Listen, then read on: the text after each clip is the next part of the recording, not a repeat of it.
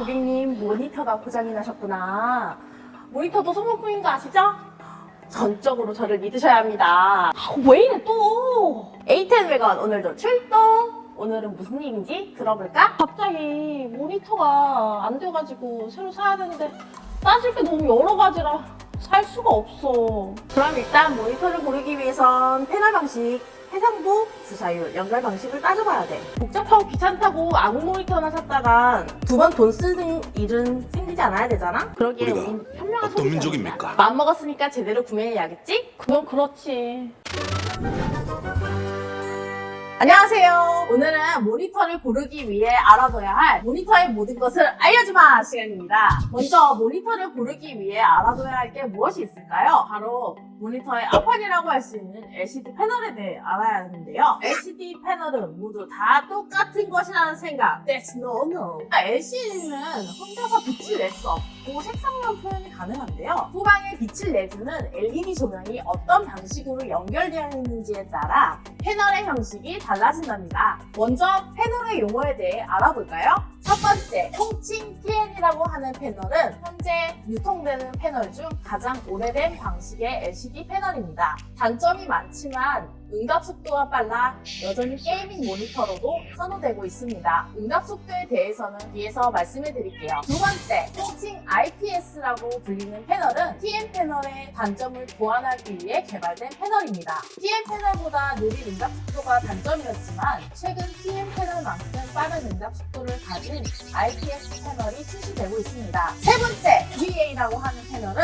가장 최근에 등장한 패널 기술입니다. 장점으로는 높은 명암비 그리고 이를 바탕으로 한 뛰어난 색 재현율이 있습니다. 영화 감상을 위한 대형 디스플레이에 적합하고 고화질 게임을 위한 이용자에게도 선호받고 있습니다. 대표적인 모니터 패널 종류에 대해서 알아보았습니다. 패널의 종류는 TN, IPS, VA 이 세 가지만 기억하세요.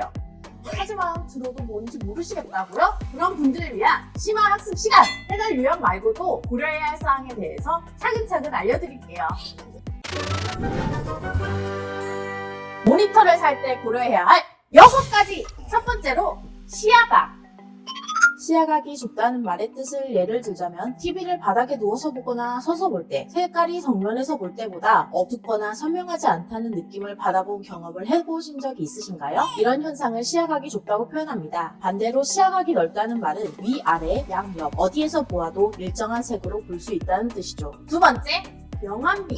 명암비란 가장 밝을 때와 가장 어두울 때의 차이를 비율로 나타낸 겁니다. 1000분의 1이라고 표기가 되어 있다면 가장 밝은 흰색이 가장 어두운 검은색보다 1000배 밝다는 뜻이죠. 가끔 수만분의 1로 표기하는 모니터들도 있는데요. 공적 명암비를 나타낸 겁니다. 백라이트의 밝기를 조절해 밝을 때는 더 밝게, 어두울 때는 더 어둡게 보이게 하는 일종의 꼼수입니다. 세 번째, 화면 크기. 단위 표기법이 미터법으로 정해져 상품 페이지에서는 인치 대신 센치로 표시합니다. 24인치는 61cm, 27인치가 68cm, 32인치는 81cm로 표시됩니다. 보통 센치 옆에 땡땡함이라는 형태로 인치를 함께 표시하고 있으니 참고하시면 됩니다. 사무용은 26에서 27인치를 추천드리고 30인치 이상부터는 게임과 디자인 작업 또는 영화 감상용으로 추천드립니다. 네 번째, 해상도. 해상도는 화면에서 보여주는 화소의 수를 의미합니다. 여기서 화소, 픽셀이란 점이라고 이해하는 것이 좀 더 쉽습니다. 가장 보편적으로 보급되어 있는 1920, 1080 해상도의 모니터는 한 화면이 207만 3600개의 점으로 구성되어 있습니다. 해상도가 높아진다고 무조건 장점만 있는 건 아닙니다. 모니터의 크기에 비해 해상도가 너무 커져버리면 글자나 이미지 같은 것이 너무 작게 보이는 단점이 발생합니다. 반대로 모니터의 크기보다 해상도가 너무 낮으면 큰 이미지를 화면에 모두 담아내지 못하고 글자나 이미지가 거칠게 보입니다. 그래서 화면의 크기와 해상도가 서로 어울리는 모니터를 구매해야 눈이 편안합니다. 다섯 번째,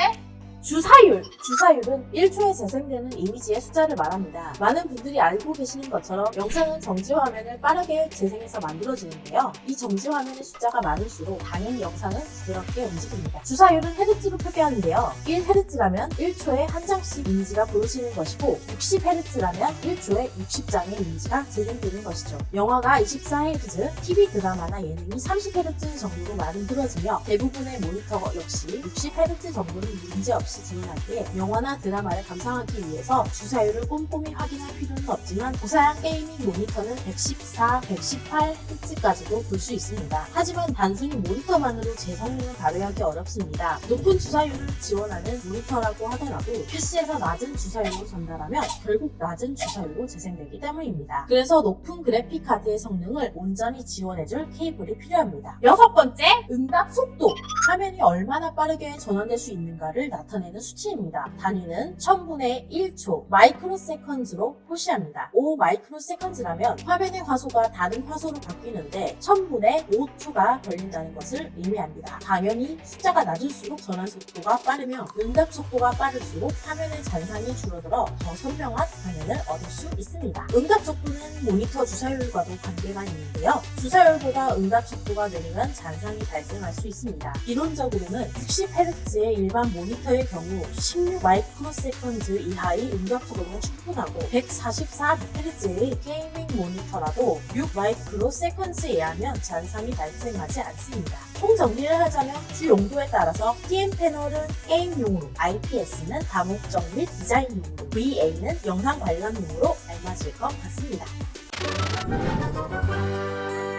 자, 여기서 끝이냐? 아니죠. 연결 방식 또한 중요한 요소입니다. 만약에 4K 되는 모니터를 구입했는데 케이블이 4K 데이터를 전송하지 못해 1080p밖에 볼 수 없다면 성능이 아깝잖아요. 모니터만큼 케이블의 성능도 중요합니다. 케이블은 크게 4가지가 많이 쓰이는데요. RGB 케이블이라고 하는 D-Sub, 통칭 VGA 케이블, 아날로그 신호를 기반으로 작동하고요. 오랫동안 사용되었기 때문에 한 번쯤은 보셨을 거예요. 모니터계의 화석이랄까요? 아직도 지원하는 모니터들이 종종 있기 때문에 아예 쓰이지 않는다고 보기 어려운 케이블입니다. DVI 케이블, DVI 케이블은 VGA 케이블처럼 아날로그 신호도 송출이 가능하고 디지털 신호도 송출이 가능한데요. 다만 유형에 따라 다르니 호환성 여부를 체크하시고 사용하시는 게 좋습니다. 최근엔 DVI는 거의 쓰이지 않는 추세고 HDMI로 넘어가다 보니 짧게 설명하고 넘어가게요. HDMI 케이블, 앞에 나온 VGA, DVI 케이블은 영상만 지원하지만 HDMI는 영상과 음성 모두 지원 가능하다는 장점이 있어요. 그래서 최근 나오는 모니터는 대부분 HDMI를 지원하고 있답니다. HDMI 케이블 하나쯤 좋은 걸로 장만해 두시는 걸 추천드려요. 디스플레이 포트 케이블, 통칭 DP 케이블. HDMI 케이블에서 더욱 업그레이드되어 발표된 DP 케이블은 QHD, UHD와 같은 초고해상도 영상을 매끄럽게 출력해주는 것은 물론이고 현존하는 모든 대역폭의 주사율과 해상도 출력이 가능한 케이블이라고 할 수 있습니다.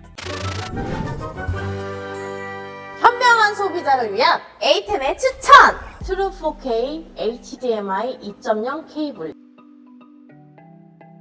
오디오 및 비디오 신호 모두 압축되지 않은 완전한 디지털 인터페이스를 제공하여 최대 True 4K의 안정적인 디지털 신호 전송을 보장합니다. 디스플레이 포트 2 케이블.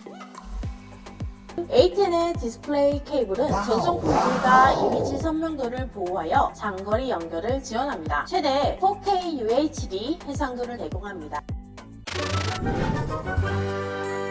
오늘 내용 중 궁금한 점이 있으시거나 다루어주었으면 하는 주제가 있으시다면 댓글로 남겨주세요. A10의 참견은 2주마다 돌아오니 2주 뒤에 만나요. 제발!